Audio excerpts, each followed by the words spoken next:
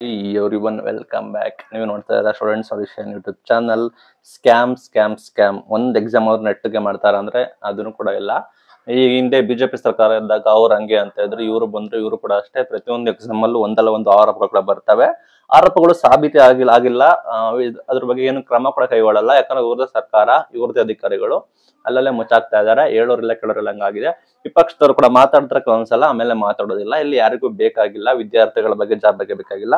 ಈಗ ಅಪ್ಡೇಟ್ ಬಂದ್ಬಿಟ್ಟು KPSC ಆಯ್ಕೆ ಪಟ್ಟಿ ಅತಂತ್ರ ಆಗಿದೆ ಅಂತ ಹೇಳಕ್ ಇಷ್ಟಪಡುತ್ತೇನೆ. OMR ಶೀಟ್ ವಿಚಾರ ಮಾಡ್ತಾ ಇದ್ದಾರೆ, ಒಳ ಗುದ್ದಾಟ ಆಗಿದೆ ಅಂತ ಹೇಳಕ್ ಇಷ್ಟಪಡ್ತೀನಿ.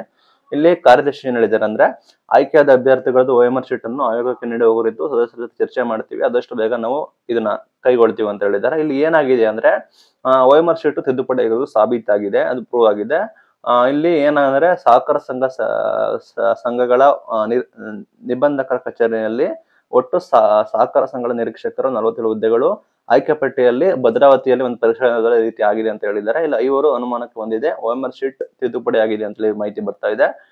ಮುಖ್ಯಮಂತ್ರಿಗೆ ತಪ್ಪ ಮಾಹಿತಿ ಕೊಟ್ಟಿದೀವಿ ಆ ರೀತಿ ಅಂತ ಹೇಳ್ತಾ ಇದ್ದಾರೆ. ಇಲ್ಲಿ ಮೇಯ್ನ್ ಆಗಿ ನೀವು ಗಮನಿಸೋದಾದ್ರೆ, KPSC ನಿಮಗೆ CTI ಎಕ್ಸಾಮ್ ಆಯಿತು. 245 ಲೆಕ್ಕಪತ್ರ ಇಲಾಖೆ ಲೆಕ್ಕ ಸಹಾಯಕರ ಹುದ್ದೆ 242 ಸೇರಿ ಒಟ್ಟು 600ಕ್ಕೂ ಹೆಚ್ಚು ಇದು ನೇಮಕಾತಿಯಲ್ಲಿ ಆಯ್ಕೆ ಪಟ್ಟಿಯಲ್ಲಿ ಅತಂತ್ರವಾಗಿದೆ ಅಂತ ಹೇಳಕ್ ಇಷ್ಟಪಡ್ತೀನಿ. ಮೇಯ್ನ್ ಆಗಿ OMR ಶೀಟ್ ತಿದ್ದುಪಡಿ ಆಗಿದೆ, ಅದನ್ನು ಚೆಕ್ ಮಾಡಿ ಅನುಮೋದನೆ ಕೊಟ್ಟ ನಂತರವೇ ನೀವು ಲಿಸ್ಟ್ ಬಿಡಬೇಕು ಅಂತ ಹೇಳಿ ಆಗಿದೆ. KPSC ಸದಸ್ಯರು ಇದ್ದಾರೆ, ಅವರ ಮಧ್ಯೆನೆ ಒಳ ಜಗಳ ಆಗಿದೆ ಅಂತ ಇಷ್ಟಪಡ್ತೀನಿ. ಏನ್ ಮೇನ್ ಪ್ರಾಬ್ಲಮ್ ಅಂದ್ರೆ, ಇತ್ತೀಚೆಗೆ ನಡೆದ ಸ್ಪರ್ಧಾತ್ಮಕ ಪರೀಕ್ಷೆಯಲ್ಲಿ ಕೇವಲ 10-15 ಅಂಕಗಳಿಗೆ ಮಾತ್ರ ಉತ್ತರ, ಅಂದ್ರೆ 10ರಿಂದ 15 ಕ್ವಶನ್ಗಳಿಗೆ ಮಾತ್ರ ಆನ್ಸರ್ ಮಾಡಿದವರು ಆಯ್ಕೆ ಆಗಿದ್ದಾರೆ. ಇದರಿಂದ ಅವರಿಗೆ ಡೌಟ್ ಬಂದಿರುತ್ತೆ, ಆಲ್ರೆಡಿ ಗೊತ್ತು ತಿದ್ದುಪಡಿ ಆಗಿರುತ್ತೆ ಅಂತ, ಏನೋ ಒಂದು ಡೀಲ್ ಸ್ಕ್ಯಾಮ್ ಆಗಿದೆ ಅಂತ ಗೊತ್ತು. ಹಾಗಾಗಿ 10-15 ಅಂಕಗಳಲ್ಲಿ ಪ್ರಶ್ನೆಗಳನ್ನ ಆನ್ಸರ್ ಮಾಡಿರ್ತಾರೆ. 10-15 ಮಾರ್ಕ್ಸ್ಗೆ ಆನ್ಸರ್ ಮಾಡಿ ಕೂಡ ಅವರು ಜಾಬ್ನ ಪಡ್ಕೊಂಡಿರ್ತಾರೆ. ಅಂತವರ ಪಟ್ಟಿ ಕೂಡ OMR ಶೀಟ್ ನ ಪರಿಶೀಲನೆ ಮಾಡಿ, OMR ಶೀಟ್ ನ ನೋಡಿ ತಿದ್ದುಪಡಿ ಆಗಿದೆ ಇಲ್ವಾ, ಸ್ಕ್ಯಾಮ್ ಆಗಿದೆ ಅಂತೆಲ್ಲ ನೋಡಿ ಅಂತರ ಪಟ್ಟಿ ಬಿಡಬೇಕು ಅಂತ ಹೇಳಿದ್ದಾರೆ. ಹೀಗಾಗಿ ಗೊಂದಲ ಆಗಿದೆ. ಆಯ್ಕೆ ಪಟ್ಟಿಗೆ ಸಲ್ಲಿಸೋಕ್ಕಿಂತ ಮುಂಚೆ ಅಭ್ಯರ್ಥಿಗಳ ನೇಮ್ ಆಗಿರ್ಬೋದು, ರಿಜಿಸ್ಟ್ರೇಷನ್ ನಂಬರ್ ಆಗಿರ್ಬೋದು, ಕೇಂದ್ರ ವಿವರ, OMR ಶೀಟ್ ಎಲ್ಲ ಕೂಡ ತಿಳಿಸಿದೀವಿ ಅಂತ ಹೇಳಿದ್ದಾರೆ. ಈಗಾಗಲೇ ಸಲ್ಲಿಸಿರುವ ಆಯ್ಕೆ ಪಟ್ಟಿಯಲ್ಲಿರುವ ಅಭ್ಯರ್ಥಿಗಳ ವಿವರವನ್ನು ಕಾರ್ಯದರ್ಶಿ ನೀಡಿಲ್ಲ. ಇದೇ ಕಾರಣಕ್ಕಾಗಿ ತಾತ್ಕಾಲಿಕ ಆಯ್ಕೆ ಪಟ್ಟಿಯನ್ನು ಕಾರ್ಯದರ್ಶಿಗೆ ಹಿಂದಿರುಗಿಸಲಾಗಿದೆ ಅಂತ ಹೇಳಿದ್ದಾರೆ. ಅಂದ್ರೆ ಆಲ್ರೆಡಿ ಈಗೆಲ್ಲ ಲೀಸ್ಟ್ ಬಿಟ್ಟಿದ್ದಾರೆ, ಅವ್ರದ್ದು ಕೂಡ ಯಾವುದೇ ರೀತಿ ಮಾಹಿತಿ ಕೊಟ್ಟಿಲ್ಲ. ಸ್ಕ್ಯಾಮ್ ಆಗಿರೋದು ಕಂಡು ಬರುತ್ತೆ.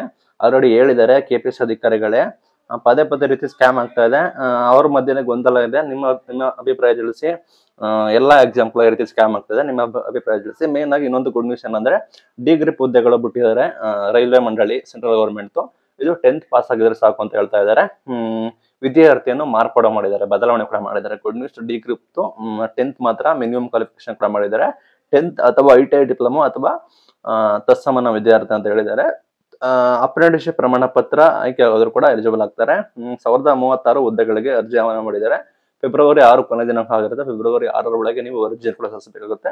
ರೈಲ್ವೆ ಡಿ ಗ್ರೂಪ್ ಮಾರ್ಪಾಡು ಮಾಡಿದ್ದಾರೆ, ಬದಲಾವಣೆ ಕೂಡ ಮಾಡಿದ್ದಾರೆ. ಮಿನಿಮಮ್ ಕ್ವಾಲಿಫಿಕೇಶನ್ ಈಗ 10th ಮಾಡಿ ಆದೇಶ ಕೊಟ್ಟಿದ್ದಾರೆ. ನಿಮಗೆ ಯಾರು ಇಚ್ಛೆ ಪಟ್ಟವರು ಅರ್ಜಿಯನ್ನು ಕೂಡ ಸಲ್ಲಿಸಬಹುದು.